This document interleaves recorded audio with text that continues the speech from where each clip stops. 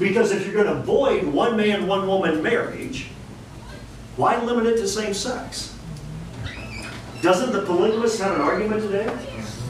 Or how about the bisexual who wants to marry a man and a woman? Or how about a dad who wants to marry his son or daughter? Or how about a business partner who wants to marry his partner so he can transfer business assets scot-free? I said, if you're going to open up marriage, let's open this puppy up. You know what the audience was doing as I was talking like this? 80% disagreed with me. They're nodding their head in agreement. Why not open it up? Why not? And so then Mark McCormick said this. Mark McCormick said, Vander Plaat is painting the picture like the sky is falling. And I said to the audience, I said, you're right, I am. Because you know what? When you redefine the foundation of our very society of one man, one woman marriage, God's law, nature's law, and you go out of bounds of the Constitution so that you can make law from the bench, execute law from the bench, amend our Constitution from the bench, where it's tyranny, not liberty, I will paint the sky. I'll paint the picture of the sky. That's good. That's good. So we believe as a family leader, we want to be a vehicle for truth today. Let me tell you, I know there's some pastors in the room. We're going around, we're meeting with a lot of pastors. I tell the pastors, I do not want you to be political. I don't want you to be Republican. I do not want you to be Democrat. I don't want you to have a sign, Vander Plaat. Well, maybe that. No. I don't want you to be Republican or Democrat. I don't want you to be political, but I want you to be biblical. No. And this is how this question gets asked. April 3, 2009 was a Friday. On that Friday, our court in Iowa redefined the institution of marriage. April 5, 2009 was a Sunday. Simple question, I want to know, what did you say from your pulpit? And most of the pastors will look me in the eye and they're honest and they'll say, we didn't say anything. I said, well, let me give you an example of one of the largest churches in our state who does not want to be political. And I know they don't want to be political because they invited me in to speak. They vetted me for an hour to make sure I wouldn't talk about politics. And I'd only talk about my book, Light from Lucas. I said, this is what this church did. That Sunday, the pastor took to the pulpit. He said, I want you all to take a look at your bulletins or your programs. I want you to see the message and the title of it. He said, we're going to get to that. He said, but on Friday, the Supreme Court redefined the institution of marriage in the state of Iowa. Because I want to tell you what God's Word says about marriage. He talked about Old Testament, New Testament teaching, and God's design for the family, one man, one woman marriage. And he looked at his congregation and he basically said, do you get it? This church will never change. No matter what a court says, no matter what anybody, this church will never change on what the institution of marriage means. And once his congregation nodded in agreement, he said, okay, let's get on with the message. Now, was that being political? That was being biblical. We just want you to speak the truth. We want you as church members to encourage your pastor to speak the truth. We can speak the truth in love, that's fine. Matter of fact, the opposition to me and to this campaign and even to this 99 county tour, and I'm not going to name names, but former Lieutenant Governors Joy Corning and Sally Peterson, they said Vander Plaat is on an extremist agenda, and he's on a fear and hate tour. Yeah. I just want you to take a deep Lamaze breath for a second. When did we ever think that an extreme agenda would be one man, one woman marriage and sticking to the Constitution that our founding fathers gave us? Is that extreme? And two is, this is not about fear and hate. You know the reason why it's not about fear and hate? You can go to any interview I've ever done, any speech I've ever delivered. We've never tore down another individual or group. The reason it's not about fear and hate, the truth can stand in the light of day. That's right. It doesn't need the emotion. It doesn't need the emotion of fear and hate.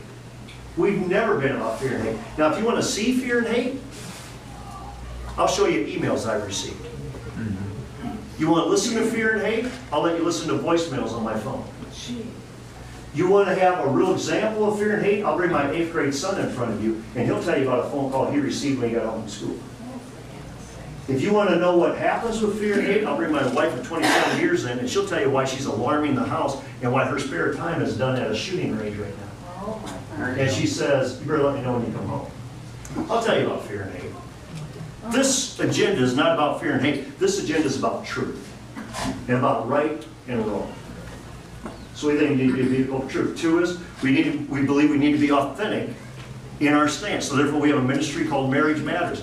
Any of us who are in marriages know that marriages are tough. At least women, nod your head. I mean, you know marriages are tough. Darla and I have been married 27 years. She's probably in Sioux City right now raising her hand. Marriages are tough, okay? We're not here to condemn people. We're here to say go shoulder to shoulder. Now let's strengthen marriages. Let's strengthen families. We want to be about strong families. Go to the Algona School District today. Go to Algona Garrigan School District today. And ask the teachers, ask the principals, what do the good kids have in common? I mean, the kids that don't create problems, the kids that do their homework, the kids that get good grades, the kids that aren't in trouble in school, what do they have in common? You know what they're going to tell you? They come from good homes. Moms and dads who are committed to each other, who are committed to their kids, they have high expectations, they hold them accountable. Now let me tell you, there's some single parents who have good homes too. I'll be the first one to admit. Right. My niece is a single parent. And my niece has a tremendous daughter named Riley. But she knows she's loved, she knows she has high expectations, and she's held accountable. They have to come from good homes. So when you strengthen families, you have strong marriages, you have strong families, you have strong society. And when you are on a boat like I was 10 days ago in Florida, Marco Island, yeah, I was with a donor, it was tough work. And it was his boat, very nice. And he said, Bob, I don't see a solution to this national debt issue. I don't see a solution with China owning us. I don't see a solution. I said, you know what the only solution is? Strong families.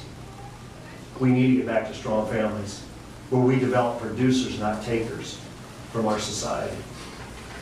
Third is, we believe we need to be an active voice in the public policy debate. Some of you may have heard that people of faith should not be involved in politics. Have you heard that? Let me remind you this. God has three institutions. Not had, has. He first instituted the family. He then instituted the church. He then instituted government. And my guess, if he has three institutions, those are near and dear to his heart.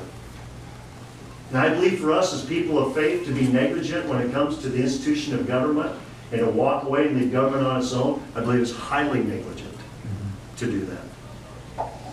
I believe we need people of faith involved in politics. So we have Chuck Hurley, President of Iowa Family Policy Center, Danny Carroll, former Speaker Pro Tem. They're at the Capitol every day the session's in session. We call them our Ezekiel 33, our watchmen on the wall. If you want an assignment tonight, I'd say go home and read Ezekiel 33. Guys, you understand that in Ezekiel 33, God is redundantly clear?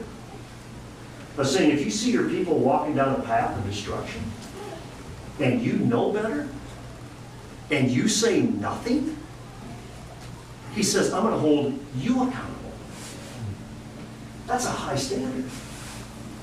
That's a high standard of accountability. So some people say, well, we can't say anything because we just got to be about love. I understand we got to be about love. We got to be about speaking truth in love. Not speaking truth is no love at all. Is it not? I mean, my kids want to play in the street. Someday I encourage them. But, most times they don't play on the street. Why? Because you're going to get hit. It's going to hurt when that happens. So we have a couple things going on. Legislative agenda. Number one is we want to reaffirm the Defense of Marriage Act. Even though Barack Obama says he no longer will defend it, which I didn't know a chief executive had that authority to choose which laws he'll defend, which ones he won't. But we want to reaffirm the Defense of Marriage Act. Here's what I want you to do is I want to put on your common sense hat for a second. When the Iowa legislature took their seat in the Senate and in the House chambers this year, they got handed the Iowa Code book. The Iowa Code is all the laws in the state of Iowa. You know what the law for marriage is in the Iowa Code book in the state of Iowa, 2011? One man, one woman. The law has never changed. And do you realize that Culver nor Branstad have ever executed the opinion of the Supreme Court? So let's have a collective aha moment. Why are we marrying same-sex couples? Off of a court opinion? Guys, if we have a court that can execute their own opinions and make law from the bench, that's what we fled. That's what we call tyranny, not liberty. So we need to ask ourselves, we're saying let's reaffirm the Defense of Marriage Act. Let's push through a constitutional amendment, give the people of Iowa a right to vote. We think we'll be like 31 other states that says marriage is between a man and a woman. California, for heaven's sake, who voted en masse for Barack Obama to be president, they voted to affirm marriage as one man, one woman.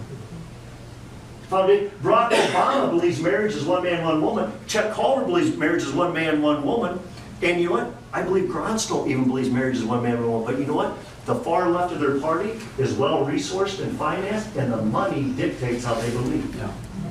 And here's what I'll tell you about leadership. Leadership at any level. When you are willing to compromise or negotiate on a core value, you will compromise or negotiate on anything. Which means you don't have the right to be a leader. Because leader has high degrees of accountability as well. The other thing is that we believe we need to change the way Supreme Court justices get to the high court. The Des Moines Register did a full investigative article here. They did a full investigative article, and you know what their conclusion was? This is a rigged system. Front page article showed the scales of justice are way out of balance. It says a rigged system, 12 Democrats, 1 Republican, 1 no party affiliate, nominating